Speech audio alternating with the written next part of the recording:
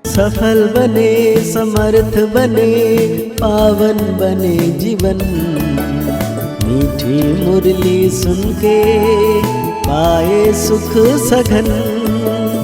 आज का चिंतन, आज का चिंतन। ओम शांति। Good morning. ज्ञान का सागर, पवित्रता का सागर, संपूर्ण पावन बनाने वाले अव्यक्त बाप दादा आज हम बच्चों को कह रहे हैं, संपूर्ण पवित्र बनकर संस्कार मिलन मनाना यही सच्ची होली है। आज बाप दादा चारों ओर के अपने हॉलीएस्ट और हाईएस्ट बच्चों को देख रहे हैं। विश्व में सबसे हाईएस्ट, ऊंचे ते ऊंचे श्रेष्ठ आत्माएं आप बच्चों के सिवाय और कोई है?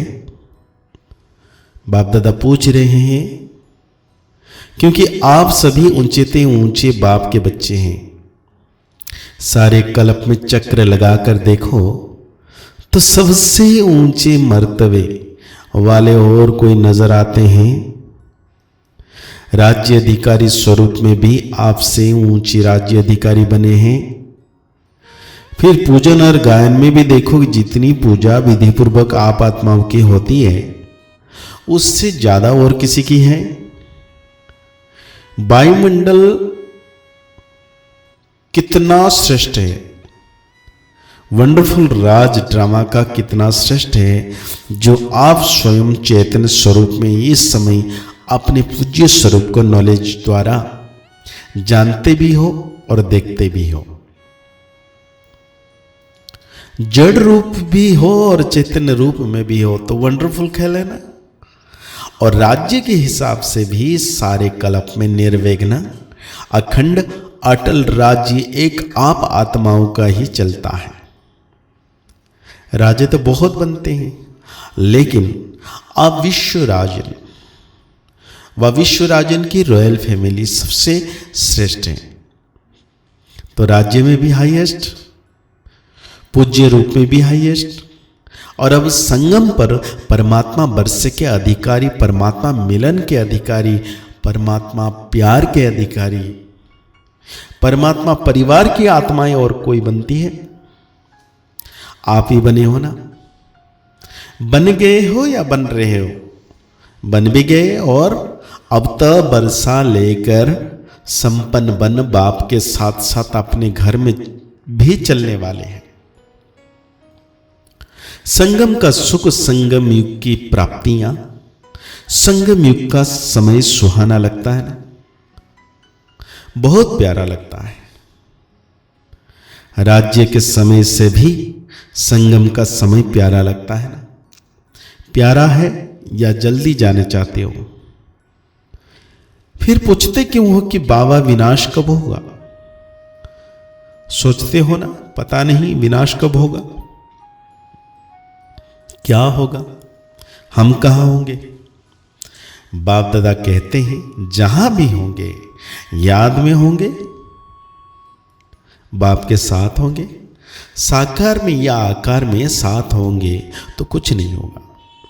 साकार में कहानी सुनाई है ना, बिल्ली के पुंगरे भट्टी में होते हुए सेफ रहे ना, या जल गए? सब सेफ रहे। तो आप परमात्मा बच्चे जो साथ होंगे वो सेफ रहेंगे।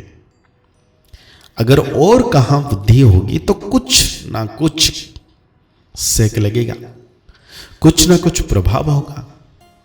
साथ में कंबाइंड होंगे, एक सेकंड भी अकेले नहीं होंगे तो सेफ रहेंगे। कभी कभी कामकाज या सेवा में अकेले अनुभव करते हो, क्या करें, अकेले हैं, बहुत काम है। तो बाबा कहते हैं फिर थक जाते हो तो बाप को क्यों नहीं साथी बनाते? दो भुजा वालों के साथी बना देते हैं, 1000 भुजा वालों को क्यों नहीं बनाते वही साथी? कौन ज्यादा सहयोग देगा, 1000 भुजा वाला देगा या 2 भुजा वाले? संगम युग पर ब्रह्मा कुमार व ब्रह्मा कुमारी अकेले नहीं हो सकते। सिर्फ जब सेवा में, कर्मयोग में बहुत बिजी हो जाते हो ना, तो साथ भी भूल जाते हो, फिर थक जाते हो, फिर कहते हो थक गए, अभी क्या करें। थको नहीं। जब बाप दादा आपको सदा साथ देने के लिए आए हैं, परमधाम छोड़कर क्यों आए हैं? सोते जगते कर्म करते सेवा करते साथ देने के लिए आए हैं। ब्रह्मा बाप भी आपको सहयोग देने के लिए अव्यक्त बने। व्यक्त रूप से अव्यक्त रूप में सहयोग देने की रफ्तार बहुत तीव्र है। इसलिए ब्रह्मा बाप ने भी अपना वतन चेंज कर दिया। तो शिव बाप और ब्रह्मा बाप दोनों हर समय आप सबको सहयोग देने के लिए सदा हाजिर हैं। आपने सोचा बाबा और सहयोग अनुभव करेंगे? अगर सेवा सेवा सेवा सिर्फ वही याद है, बाप को किनारा बैठ देखने के लिए अलग कर देते हो, तो बाप भी साक्षी होकर देखते हैं। देखे कहां तक अकेले करते हैं, फिर भी आना तो यहां ही हो। अधिकार को थोड़ा सा स्मृति से किनारा कर देते हो, तो ऐसा नहीं करना। जब सर्वशक्तिवान का साथ है, उसका ऑफर है, तो ऐसी ऑफर सारे कल्प में मिलेगी? नहीं मिलेगी ना। तो बाप दादा भी साक्षी होकर देखते हैं। अच्छा देखें कहां तक अकेले करते हैं। तो संगम युग में सुख और सुहेज को इमर्ज रखो। बुद्धि बिजी रहती है ना, बिजी होने के कारण स्मृति मर्ज हो जाती है। आप सोचो, सारे दिन में किसी से भी पूछे कि बाप याद रहता है, बाप की यादें भूलती हैं, तो क्या कहेंगे? नहीं। यह तो राइट है कि याद रहता है, लेकिन इमर्ज रूप में रहता है या मर्ज रहता है? स्थिति क्या होती है? इमर्ज रूप की स्थिति या मर्ज रूप की स्थिति, इसमें क्या अंतर है? इमर्ज रूप में याद क्यों नहीं रखते? इमर्ज रूप का नशा, शक्ति, सहयोग, सफलता बहुत बड़ी है। याद तो भूल नहीं सकते, क्योंकि एक जन्म का नाता नहीं है। चाहे शिव बाप सतयुग में साथ नहीं होगा, लेकिन नाता तो यही रहेगा ना, भूल नहीं सकता है। यह राइट है। हाँ, कोई बिगने के वश हो जाते हैं तो भूल भी जाता है, लेकिन वैसे जब नेचुरल रूप में रहते हो तो भूलता नहीं है। लेकिन मर्ज रहता है, इसलिए बाप दादा कहते हैं बार बार चेक करो कि साथ का अनुभव मर्ज रूप में है या इमर्ज रूप में। प्यार तो है ही, प्यार टूट सकता है, नहीं टूट सकता है ना। तो प्यार जब टूट नहीं सकता, तो प्यार का फायदा तो उठाओ, फायदा उठाने का तरीका सीखो। बाप दादा देखते हैं प्यार ने ही बाप का बनाया है, प्यार ही मधुबन निवासी बनाता है। चाहे अपने स्थान पर कैसे भी रहें, कितने भी मेहनत करें, लेकिन फिर भी मधुबन पहुंच जाते हैं।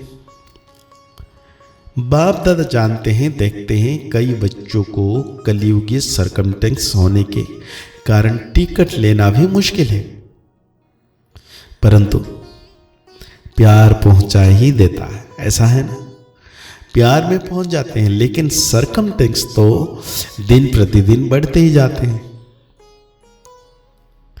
सच्चे दिल पर साहेब राजी तो होता ही है, लेकिन स्थूल सहयोग भी कहां ना कहां कैसे भी मिल जाता है। चाहे डबल फॉरेनर्स हो चाहे भारतवासी, सबका यह बाप का प्यार सरकमटेंस की दीवार पार करा लेता है। ऐसे है ना, अपने अपने सेंटर्स पर देखो तो ऐसे बच्चे भी हैं जो यहां से जाते हैं, सोचते हैं पता नहीं दूसरे वर्ष आ सकेंगे या नहीं, लेकिन फिर भी पहुंच जाते हैं। ये क्या है? प्यार का सबूत। तो आज बाबा हम बच्चों को वरदान दे रहे हैं, समय को शिक्षक बनाने के बजाय बाप को शिक्षक बनाने वाले मास्टर रचयिता भाव। कई बच्चों को सेवा का उमंग है, लेकिन वैराग वृत्ति का अटेंशन नहीं है, इसलिए अलबेलापन है। चलता है, होता है, हो जाएगा, समय आएगा तो ठीक हो जाएगा, ऐसा सोचना अर्थात समय को अपना शिक्षक बनाना। बच्चे बाप को भी दिलासा देते हैं, फिक्र नहीं करो, समय पर ठीक हो जाएगा, कर लेंगे, आगे बढ़ जाएंगे। लेकिन आप मास्टर रचयिता हो, समय आपकी रचना है। रचना मास्टर रचयिता का शिक्षक बने, यह शोभा नहीं देता। तो आज बाप दादा हम बच्चों को स्लोगन दे रहे हैं, बाप की पालना का रिटर्न है स्व को और सर्व को परिवर्तन करने में सहयोगी बनना। तो आज की अव्यक्तवाणी के अनुसार हम सो मान लेंगे, मैं मास्टर रचयिता आत्मा हूं।